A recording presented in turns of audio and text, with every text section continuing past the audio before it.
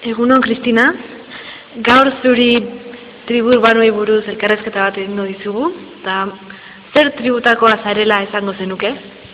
Ni frikia naiz, horiekin identifikatzen naizelako. Eta zer da frikia izatea? Jo, manga irakurtzen dut, anime ikusi, eta ordenagailuko joko ezoikoetan jolasten dut. Eta betidanik izan alduzu estilo honetara jotzeko joera?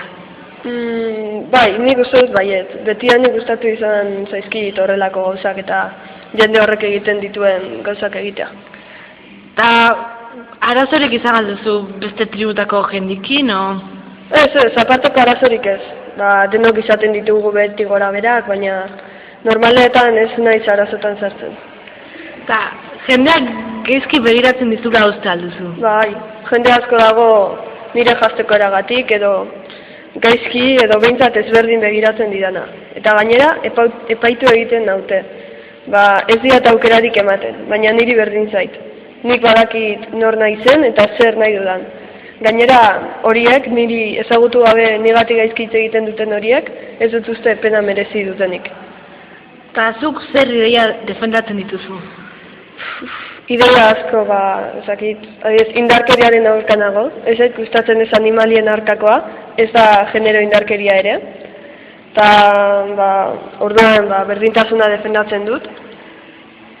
Eta, gustatzen ez aidan beste ideia bat abandonua da. Hori ezin da egin, uste dut ezin direla ez animaliak ez gizakiak abandonatu.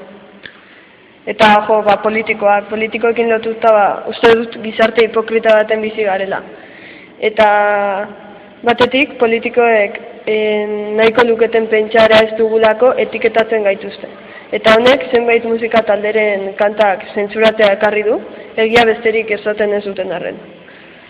Eta zuen taldekoek eta kedadak eta horrelakoak egiten aldituzu, Bai, batzutan asko ez, baina bai, gelditzen gara,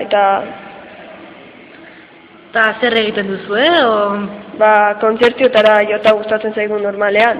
Baina beste batzuetan, errebindakazioak egiten ditugu. Lehen esan dudan bezala, gizarte hipokrita honen aurka. Bueno, eskerrik asko, Kristina. Aio.